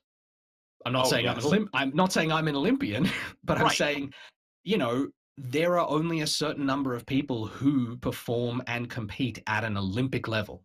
And that's because every single one of them, you've all heard the story. Whenever they interview them, they're just like, okay, since I was 12, I have trained like 6 days a week. And, now I'm, 20 and I'm at the top of my game, and they might still not even win. Oh, yeah. But they got there. And that's the thing. It's really about like the commitment and the drive to do it. So yes, there's a lot of competition, and I think competition is only healthy, because the people who then you will, like be working with have all gone through that kind of thing as well. You're all performing at the top of your game because you made it. Wonderful. That's really wonderfully said. And I think that's going to be really great for those of you, those out listening in the respective fields who are trying to drive and become the best they can be. Yeah, it's just like you got to commit to it all the way, because I remember a family friend of ours sort of telling me about, when I wanted to do acting, they were just like, look, if you treat it like a hobby, if it's when I can, or, if I feel like it, or, maybe on the weekend or whatever, it'll only ever be a hobby. It'll never be the thing that you do, because, you have to commit the time to it. There's no shortcut, unfortunately. I mean, you hear stories about there being shortcuts to entertainment, and that's usually because, there's 1 in a million is that story, which is why it's a cool story. Mm-hmm. But, I would never want to gamble my career on like the equivalent of a lottery ticket. Agree. Oh, So, yeah. Without a doubt. You got to commit. And this is the sad truth that then doesn't always necessarily follow on in the conversation. That's still not a guarantee. That's yeah. true. And Yeah. it's why sort of going back to what we talked about before, you have to love what you do. If you don't love what you do, if you're sort of doing it as a means to an end, then if you don't succeed the way that you had envisioned, you'll be miserable. It's true.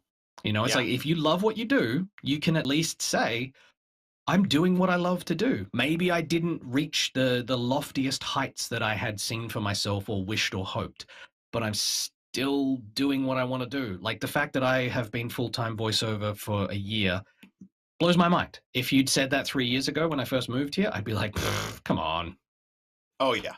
So it's that sort of thing. It's important to take the wins, because you can get too caught up in going like, okay, well, I auditioned for that and I didn't get it, and I auditioned for that and I didn't get it. I mean, realistically, you cannot do all the things you audition for. Oh, yeah. There's not enough time. That's why, like, some writers, I know a few of us here are published authors. Like, when we submit things out to literary magazines and we get our rejection letters, sometimes we'll do like night bonfires and be like, I love it. We at least tried, and we're doing it. Totally. We can keep going on. Oh yeah, like there's some fantastic stories, like James Patterson. Do you folks read James Patterson at all? I am aware of James Patterson. I'm aware of James Patterson. Okay, he's a fantastic writer, and he is currently doing, I think, those master series things you can do online. Yes. Yes, I do. Like there's like acting with Helen Mirren, I think, and there's cooking with other people, but there's one with James Patterson for writing, and he talks about like his first book was rejected 31 times, and it's like, Yeah, but he's James Patterson now. He's one of the most successful crime writers in the world, and I love hearing those stories about people who just stuck with it, like Nathan Fillion, who I'm sure you all know. Oh, yes. Yes. One of my favorite Hollywood type stories is Nathan Fillion talking about how he was an actor here in Canada, in Edmonton, and he was doing, TV and film and things like that. And then he got to be in a Steven Spielberg movie, little film you might have heard of, Saving Private Ryan.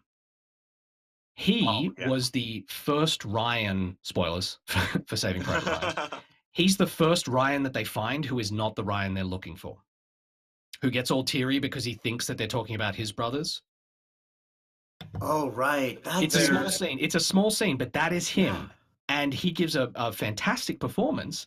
And it's like, I remember it. I've got it like in my memory. And he talked about at the time, he was like, I was just in a Steven Spielberg Oscar-winning film. I have got it made. He didn't work. He didn't work again, I think, for at least a year. It might have been more. Oh. And it was like, he didn't know what was wrong. And he just kept going. He kept slogging at it. And then he eventually, I believe that this is the timeline, he then got an audition for a little show called Firefly. Oh, yeah. And then he was made. And so it's like, that's what it takes. You think like, boom, I'm in a Steven Spielberg Oscar-winning Tom Hanks movie. Everybody in there's got to be made of gold, right? And some of the people in that movie did go on to be very famous. Matt Damon, for one. Oh, who's barely in the movie. It's true.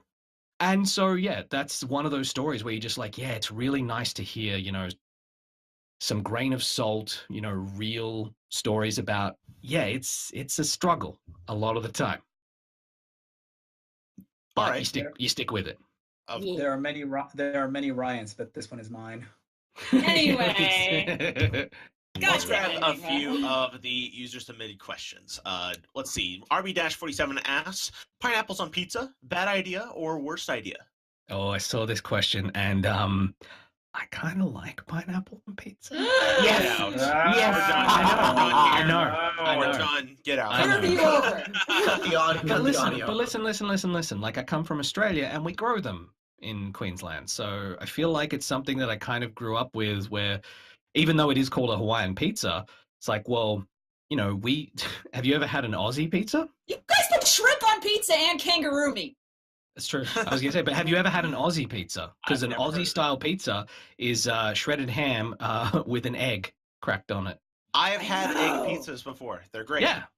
It's nice. It's really nice. It's basically like bacon and eggs in a pizza. Oh. Nice. Hey, sign me up. I'm good. Exactly. So, and I mean, look, you're also talking to somebody who grew up on Vegemite, so maybe my culinary tastes aren't universally accepted, but one day people will know. They'll know. I'm starting to think that the Vegemite is warping all your taste buds. It might have ruined it from childhood. I might have just been like, oh, num num num, this is delicious, and it slowly alters the DNA. That explains so much. It really does. It really does. All right. The next question comes from a non-pencil herself. Oh, shit. Why is Scotch the best drink, and what Scotch is best Scotch? Ooh, Scotch is the best drink because it can be both like a celebratory and a social drink, but it can also be like a quiet, self-reflective drink. I don't think brandy is a celebratory drink. I think brandy is always a sort of a more somber kind of quiet type thing, but I think Scotch can be like hey, let's have some Scotch. Like, everybody have some Scotch. We can all, talk and, get raucous and rowdy.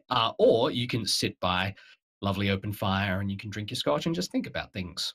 And best Scotch, if I have the money, is Lagavulin.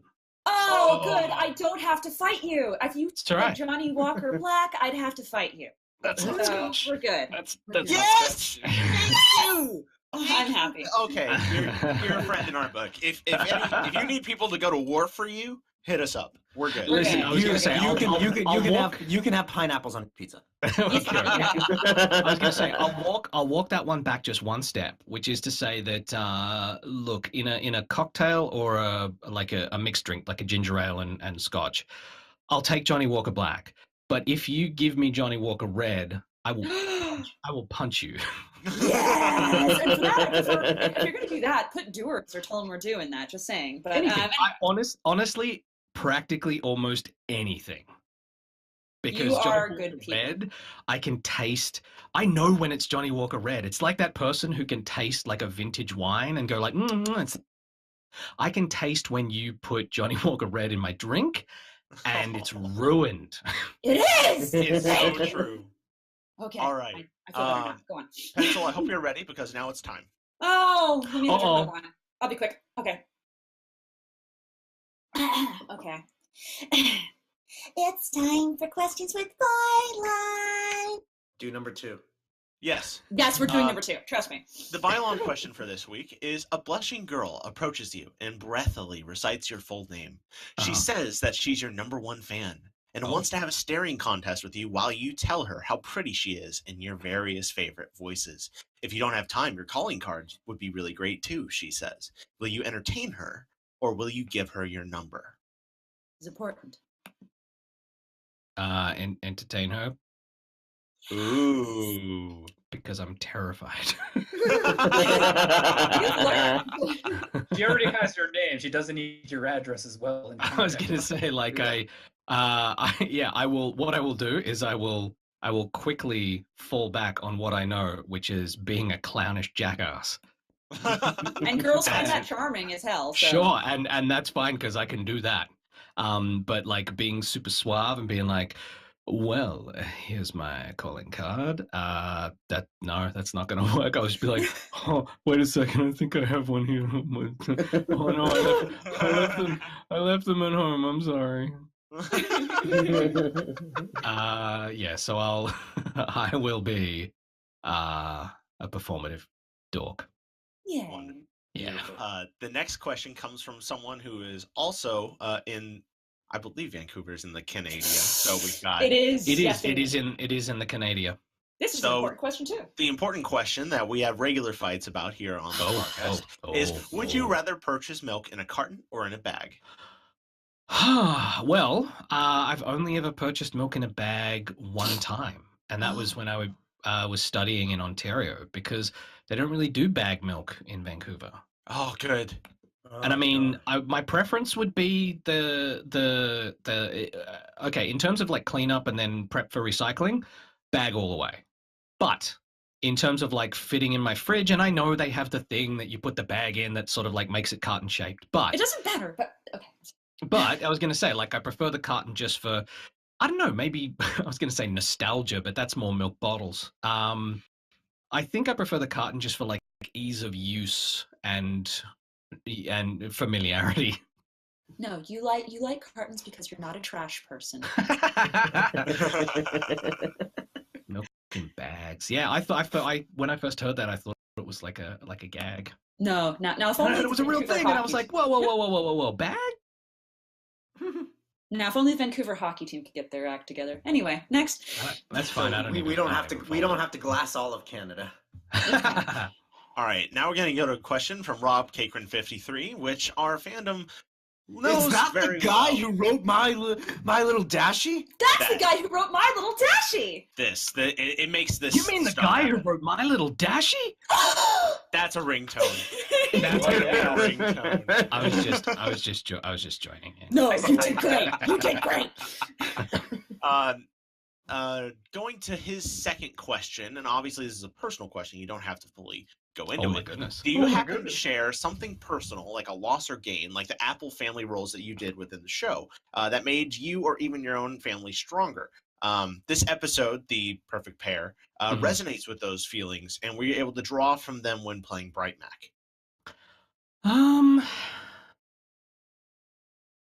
Yes and no. Like anybody, I've had family loss over the years, and I think one of the ones that hit me really hard, and it sort of plays into that, like, you know, older generation being lost, was when my maternal grandmother passed away, because we had always like visited her, and I had always heard stories about like when she was younger and raised my mum and all her siblings by herself, and just those sorts of stories about what almost seemed like a fairy tale. And so I sort of got that impression from that episode of the show as well, that, you know, they really hadn't experienced much time with the parents, and so had mostly, and they even do it in that episode where they're just like, you know, oh, let me tell you about your parents, and it's like that's how you hear the stories. Now, I did get to know her, but I never had felt like, while she was alive, I never felt comfortable sort of going like, so tell me all about, you know, when you were young, and when you were raising, you know, my mom and uncles and aunts. And so that sort of like, you know, yeah, the familial, I guess, what would you call it? It's sort of like a story or a legend, you know, that you hear, and it's kind of divorced from the person that you either know or knew.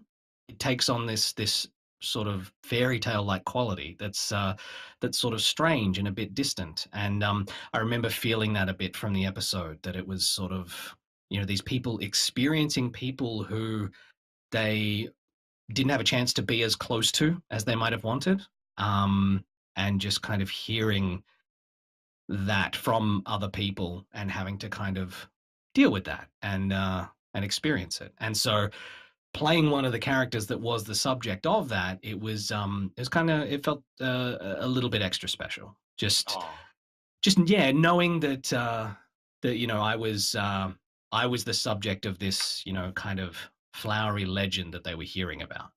Oh, that's wonderful. Yeah. All right. Bill, speaking of Bright Mac, could you do one more line for me in his No! Oh my god. I trust you guys will love it. You guys will love it. Okay, all right. Let's see. Dear Princess Celestia, I didn't learn anything. Wonderful. Enigma, you get a pass for that one. Yeah, That you get was a pass, good. Enigma. You're good. And you're out of jukebox coins right now. Yeah, now you're out of the points. All right. Now the question is going to go to Killscreen, who is the High Roller PonyCon events director. He says that we're excited to have you in June. And here's a really pointless and stupid question. Have you seen the #1 Ugandan action movie of all time, Who Killed Captain Alex? No. We're keeping this as meme free as we can. Well, that answer's freaking that. All right. Perfect. I was going to say earlier, like when I said like I've just recently become too old for memes. Truly, like in the last, I think 2 years is when I realized, oh, like the memes that I knew, like when I was younger, you know, when like memes were becoming memes. Was it Badger? Stuff like that, like and okay. You know, when the first sorts of you know, like that white text on an image type thing with memes, I was just like, okay, I think I get, like, okay, cool. And then just recently, there have just been a number of memes where I'm like, you know what, guys, I think I'm out. I feel like, that. Just knowing how much deep dive research I might have to do just to sort of go, I get it. I wasn't sure that I had the time. No, I totally understand. But no, I have not seen that movie. And you leave Knuckles out of this, everybody. Oh, he doesn't know the way. He doesn't know about the way. No, we are not going down this way. No, too many like video games that I have played have started doing that in like their open region chat, and I'm just like, okay, I'm turning this off for a few weeks until this dies down. All right. It's gonna get, like, people are gonna get on the game. I think it's mere days away before some of the devs just put like chat ban blocks on various phrases.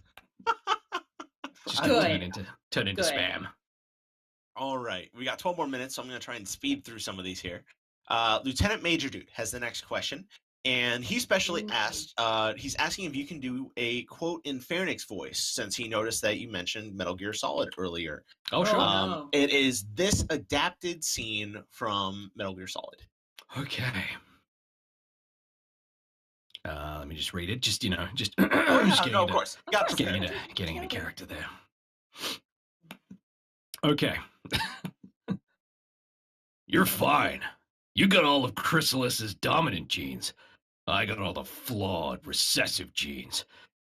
Everything was done so that you would be the greatest of her children. The only reason I exist is so they could create you. Brilliant. Oh, I got chills. Wonderful. This is over you, brother. All right. Barcast question next. Yep, we have a question now from Ravage. If there was one game that existed that you'd play to the exclusion of all others, what would it be? How would it play? What would it be about? And why is it Warframe? It is not. Yeah, at the moment it is Warframe. But before the Warframe reveal, I was thinking, wait, are you asking me to fully design a game? I can't do that. I was actually going to do something that, but I figured it was kind of a dick move. No time for that. I was going to say that is not my wheelhouse. It used to be when I was thinking about video games and wanting to potentially write for them, but yeah, I have no idea. But at the moment, it is Warframe. I'm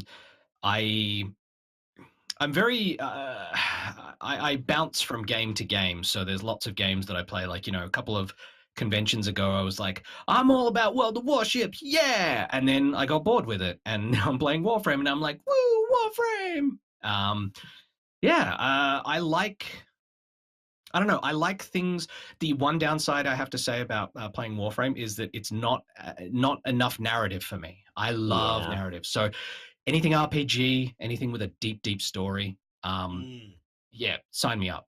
I feel the need to ask this now because it is radiating within my soul. Have you managed to touch Undertale? No. Oh, honey. Definitely consider it. Look it up. My favorite game of all time, and it has a lot of narrative for you. You're gonna have a bad time. It's gonna be great. One game that had excellent narrative was just Knights of the Old Republic 2. Yes, it I did. love that game. I like the KOTORs. Oh, yeah. Mass So I mean, Effect, obviously you mentioned. If you're a Fallout person too, then I'm sure New Vegas that's pretty high on that list, right? Oh yeah, absolutely. Okay. All right. Let's see. Iori has a question here, but it is very similar to the making connections, how to make it in voice acting. So we'll take a step away from that. Dr. Disco now has another question. What is your favorite flavor of ice cream? Listen, it's vanilla, but go with me because vanilla, I find, it's a great equalizer amongst ice creams because vanilla can be done very badly or extremely well. And if you do vanilla well, I will trust a lot of the other ice creams that you make. It's kind of, you know what it is? It's kind of like the Manhattan cocktail, which is that the Manhattan cocktail used to be one of the ones that if you were trying to be a bartender, they would test you on that cocktail. They'd be like, if you can make this one, you can play around with whatever other style of cocktail you want to bring to it or invent or, do whatever. We'll talk about that later. But if you can do this classic that well, then you're on. Then you're in. For some reason, I thought the Australian answer was going to be tarantula. We don't have many tarantulas. They don't have tarantulas there. I was going to say, but if you want a huntsman spider or a redback, num num num. Actually, there's a brand of beer called Redback. But just gonna say, dear Princess Celestia, today I learned that Phil Newton's vanilla. That's all. Yeah. Or is he? Oh, now you're in the Barcast spirit. I was gonna say, see, he likes vanilla ice cream, but maybe that's the only vanilla thing he likes. Oh snap! I'm so happy that was said. Anyway. Woo! RK Striker JK5 now has a question. Are there any roles that can damage your voice? Yes, but I tend to not have ever auditioned for those. That's actually a good question because it leads to another important thing that people need to know. Because a friend of mine actually asked me very recently, they were just like, hey, so when doing growly, gruff voices and things like that, like the pharynx voice or other voices, is there anything you need to do to stop your voice from being damaged? And is it just training? Is it like placement of the voice and things like that? And it's sort of a combination of everything. But the main thing that I've always ever told anyone is, if you are experimenting with a voice and it hurts, stop doing it. Don't do that voice, because especially for an audition, if you're given an audition and you do a voice and it's kind of rough, but you can get through the few lines from the audition script, but then they book you for that voice, you are going to need to do a lot more than a couple of lines. And they might need to get you to yell even louder, and it might need to be even more. And that's the thing, you'll have nowhere to go, and you'll just risk damaging your voice. It's one of the big reasons that there was a strike not long ago in the voiceover industry down in the States against the video game industry, because there is so much required physically from the voices that you do in video games, with very little attention paid or care paid to just how damaging that can be to an actor's voice. It's a little bit like if you're a professional athlete. If you're asked to put your body on the line to such an extent where you could ruin it, there needs to be things in place like adequate compensation and, various healthcare, options and things like that. And that's sort of the thing that they were talking about when that happened. But in general, I try not to ever do voices that will damage my voice, because I know that I can't consistently keep doing that voice. Right. If I can't do a voice for 2 hours, then there's no point in trying to audition that voice. No matter how cool it might sound, it's not something that's viable. I'll wreck my voice before the session's over, and then they might not ever ask me back. They'll be like, who is this asshole who came here and like wrecked his voice in front of us, and now we can't use any of it. Oh. Yeah. Gotta get some voice insurance up in there. Right. So it's like, there are voices absolutely that can damage my voice, but I do my best to know. That's another thing about like voice training or just, practice and experience, is when you're doing something that's just a little too much. And as much as you want to push it and go like, yes, I want to give 110%, there's going to be a point at which it's like, it's not worth it. You'll hurt yourself, and potentially, there might be a totally different project 2 days later. They don't care that you did a great job on that job you just did. They needed you for today. It's true. So you got to be careful. You got to protect your voice. It's the thing. It's the thing that you are working with. Well, I think we're only going to have time for about one more question. Oh my goodness. So, maybe like two, maybe. The next message comes from Mike Knight himself, who's sitting Yay! here. And he wants to know, what can you tease us about your appearance at High Roller PonyCon? What are some of the cool things we can look forward to seeing you doing? Panels, appearances, autographs? What sort of cool things are you going to be doing on HRPC? All of those things. I will hopefully, before we, actually have the thing happening, I would like to potentially organize some kind of karaoke-based fun event, which I think we will do it. Cool. Invite us. We will do it. Do you know what? In all honesty, that might have been something that I remember them saying to me. So I might be now inadvertently taking credit for it and going like, you know what? I think I have a great idea. Wait. HRPC just said done. Yeah, we have HRPC Vegas in chat right now, and they said done.